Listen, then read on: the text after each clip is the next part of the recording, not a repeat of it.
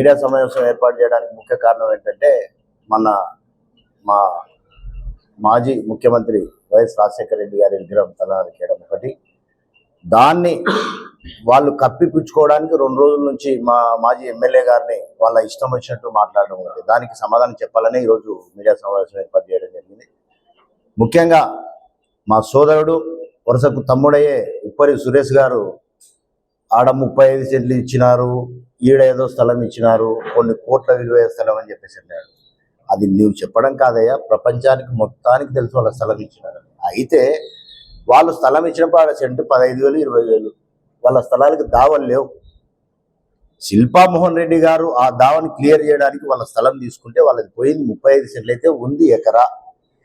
ఆ దారి పోయిన తర్వాత ఆ రోజు 15-20 సెంట్లు ఉండేది, ఈరోజు ₹1 కోటి.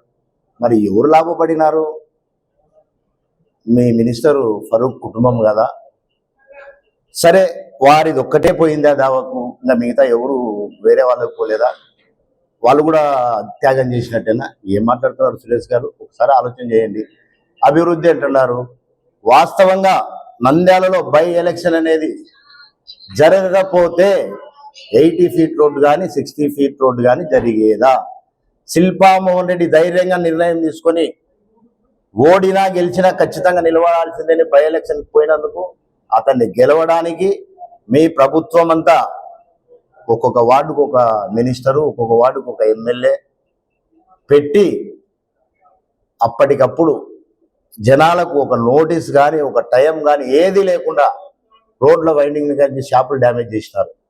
సరే చేసినారు, అభివృద్ధి మీ టర్ములోనే రోడ్డు చేసిపోయినారు. మరి ఆ నష్టపోయిన వాళ్ళు ఆ సెంటు అర్ధ సెంటు ఉన్న వాళ్ళే ఎక్కువ శాతం. వాళ్ళకి ఏమైనా కాంపన్సేషన్ కట్టించినారా మీ గవర్నమెంట్లో? తర్వాత 2.5 సంవత్సరం మీ పాలనే సాగింది. ఆ రోడ్డు కొట్టిన తర్వాత ఒక 60 అడుగుల రోడ్డుకు మాత్రం కాంపన్సేషన్ మీరు ఇచ్చుకున్నారు. ఎందుకు ఇచ్చుకున్నారు?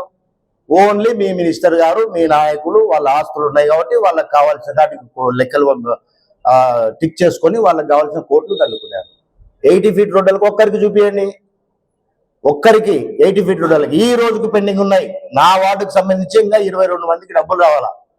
అదే మా గవర్నమెంట్ 2019లో మా గవర్నమెంట్ వచ్చిన తర్వాత 2 సంవత్సరాలు కరోనా టైంలో పోయిన తర్వాత మా ముఖ్యమంత్రి గారి కాటికి మా ఎమ్మెల్యే ఆ రోజు శిల్పా రవిచంద్ర కిషోర్ రెడ్డి గారు తీసుకుపోయి ప్రతి ఒక్కరికి డబ్బులు ఇప్పించే కార్యక్రమం చేశాడు. మరి అభివృద్ధి మీరు చేసినారా, మా ఎమ్మెల్యే గారు చేసినారా? అభివృద్ధి అంటే రోడ్డు వేస్తేనే అభివృద్ధి. ఆ రోడ్డు జరగడానికి స్థలం ఇచ్చిన వాళ్ళని బాగుపరిస్తే కదా అభివృద్ధి. దీన్ని అభివృద్ధి అని చెప్పుకోవాలి ఉప్పరి సురేష్ గారు. అలాగే మీరు చంద్రబాబు నాయుడు గారో లేకపోతే ఫరూక్ గారు పుణ్యంతో మీకు ఉప్పర సగర కార్పొరేషన్ డైరెక్ట్గా ఒక స్టేట్ పదవి ఇచ్చారు. ఆ పదవి మీకు ఎందుకు ఇచ్చారు? మీ కులాన్ని, మీ కులస్తులకు ఇంకా కొంత ఏదైనా మీరు సహాయం చేసి వాళ్ళని ఎదుగుదలకి తీసుకురండి అని ఇచ్చారు. మీరు దాని మీద దృష్టి పెట్టండి, ఆ ఉపర కులస్తుల మీద దృష్టి పెట్టండి, వాళ్ళకి ఏదైనా సమస్యలు ఉంటే తీర్చండి. మొన్న కరెక్ట్గా మన సతీష్ అన్ననే పెట్టాడు ఆయన గ్రూప్లో, కానాల చెరువులో 1 ఎకరా మట్టి తోలారని చెప్పేసి. అది మా సోదరుడిది మహేష్ అనే ఒక పిల్లవాడు 3 ఎకరాలు చెరువు కానుకుని ఉంటే వారికి తెలియకుండానే 1 ఎకరా మట్టి తోగిపోసినారు. దాని మీద పోరాటం చేయండి, మీకు ఇచ్చిన పదవికి న్యాయం చేయండి. అంతేగాని బేవకూఫ్ అంటే మేము అనలేమా?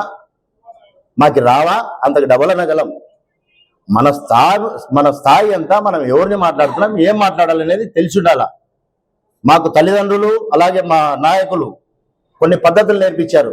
మాట్లాడితే చిన్న అయినా పెద్ద అయినా నిజాయితీగా నీట్గా మాట్లాడండి అని. మరి మీకు మీ నాయకులు మీ పెద్దలు నేర్పించారు లేదో మాకైతే తెలియదు. బేవకూఫ్ అంటే అంతకు డబల్ మేము అనగలం, కానీ మాకు విలువలు ఉన్నాయి, మేము అనలేం. అంటే సండే ఎమ్మెల్యే మండే ఎమ్మెల్యే అంటారు. ఏమయ్యా సండే ఎమ్మెల్యే మండే ఎమ్మెల్యే మేము అనలేమా? మాకు తెలియదా? వారాల అబ్బాయిలని మేము కూడా అనగలం.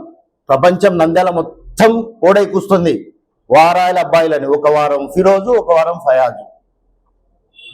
నీదెంత నాదెంత మేము ఎక్కడ అనడం లేదే. మాకు విలువలు ఉన్నాయి, మేమనం.